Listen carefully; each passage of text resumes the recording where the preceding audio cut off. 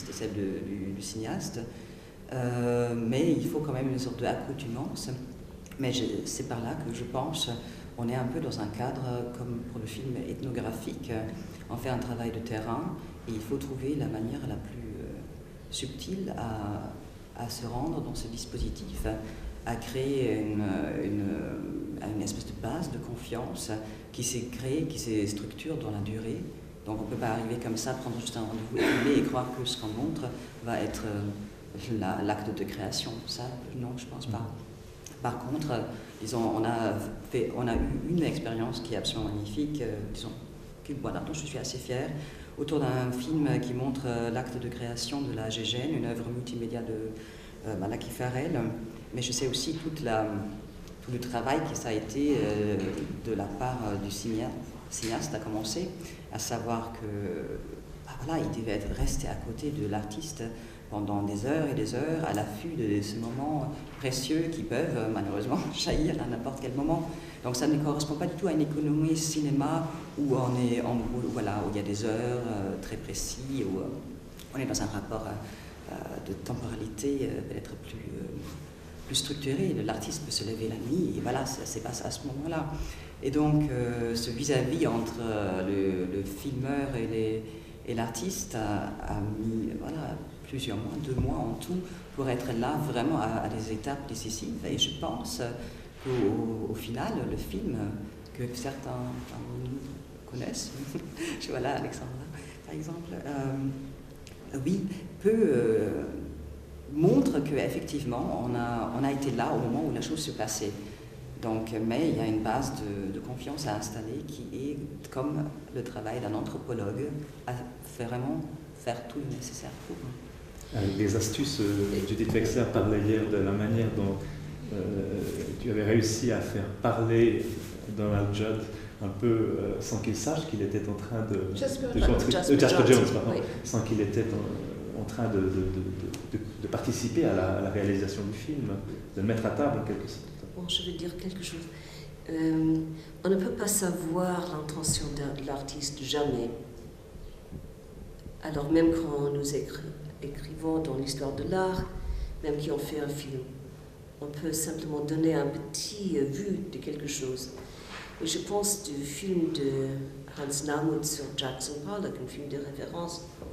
Et après qu'il a fait ce film où on voit Pollock peindre, c'était la première fois qu'on l'a vu, ça change tout à fait l'interprétation des œuvres de Jackson Pollock. C'était le film qui montre qu'il y a une intention à la part de l'artiste, que ce n'est pas le chaos, que ce n'est pas simplement un geste sans contrôle. Et c'est changé tout à fait. Alors, on ne sait pas exactement l'intention de Jackson Pollock, mais à travers ce film, on peut comprendre beaucoup plus comment l'artiste fait son manœuvre. Qu'est-ce qu'il y a de construire un tableau comme ça, qui était hors de toutes les règles des arts. Alors, ça peut... Je pense que vous posez la question un peu plus... comment on peut dire, avec plus de contraintes.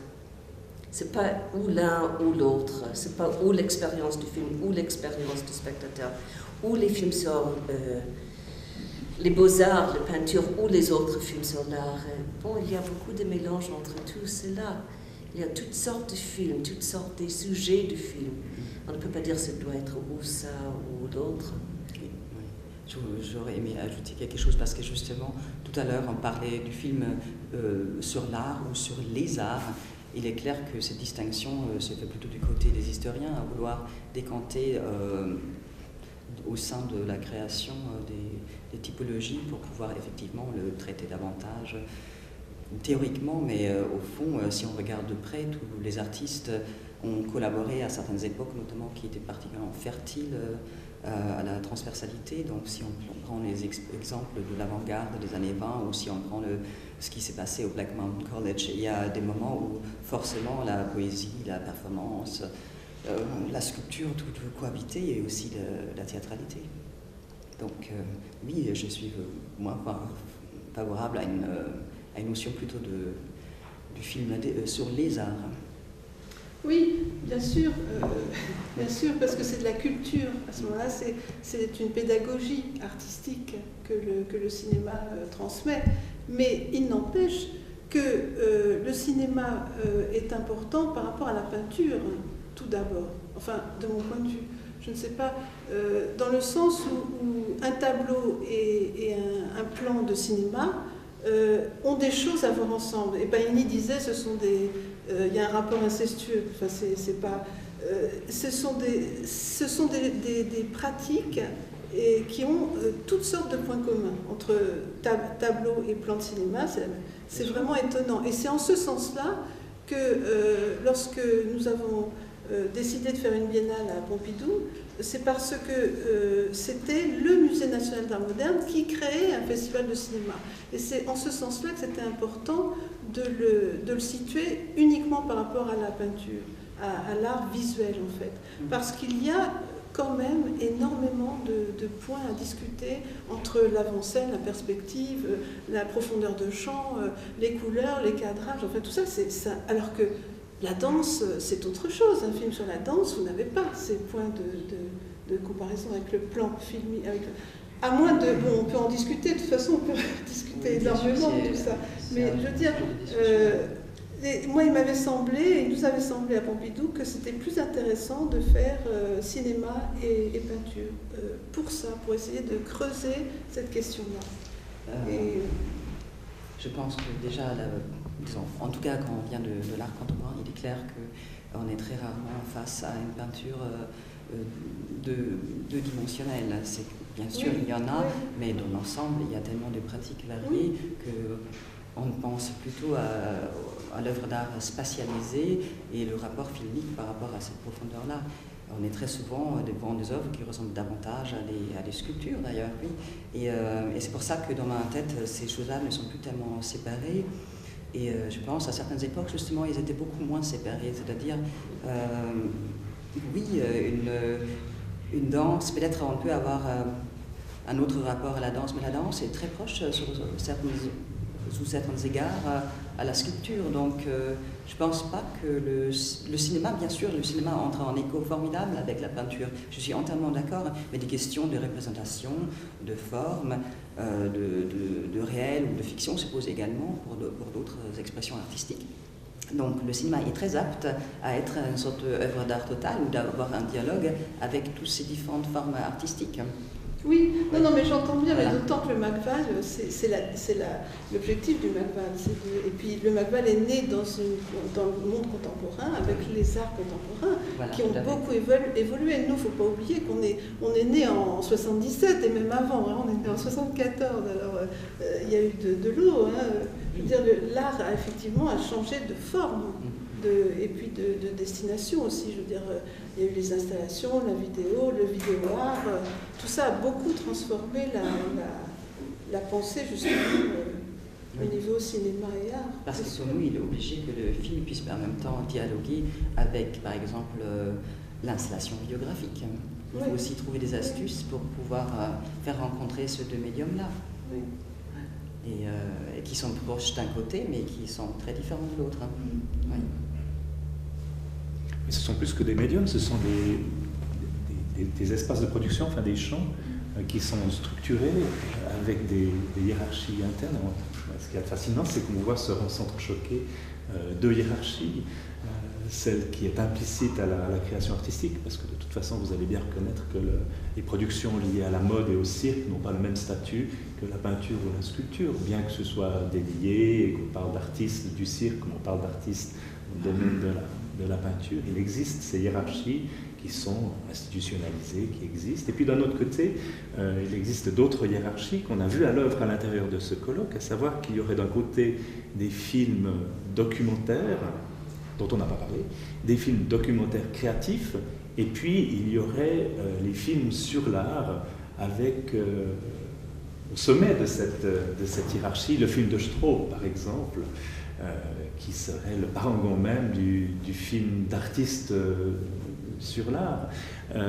Et j'avoue qu'à la suite de ce colloque, j'ai encore de la peine à essayer de comprendre comment s'articulent ces deux champs. C'est une question extrêmement extrêmement vaste et dans le fond la question pourrait être adressée au public et aux spécialistes qui sont là.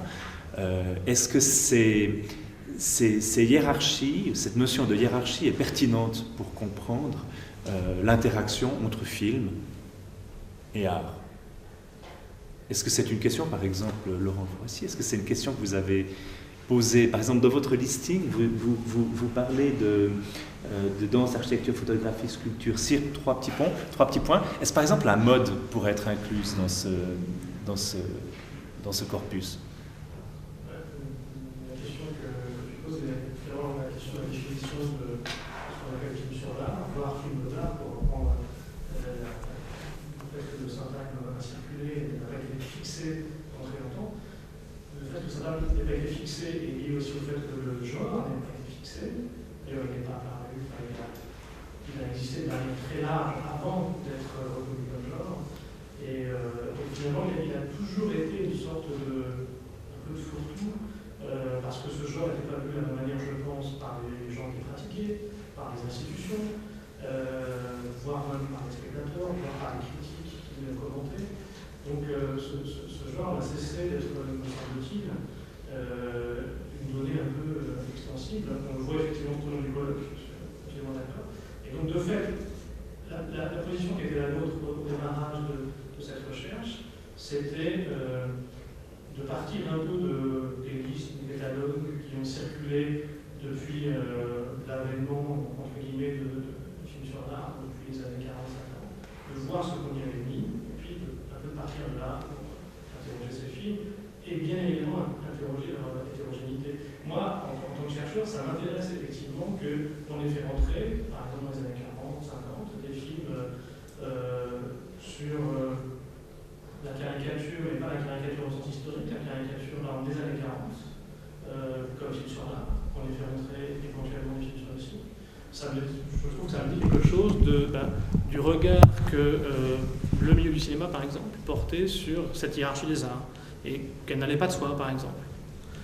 Donc voilà, on est parti un peu, je dirais, presque entre guillemets sans présupposer, autant qu'on puisse le faire, on ne part jamais sans présupposer, mais partons de ce qui s'est dit, de la manière dont le genre s'est construit, a été vu, et puis interrogeons cette hétérogénéité, pour aller vite. Je ne sais pas si ça répond précisément à ta question, mais...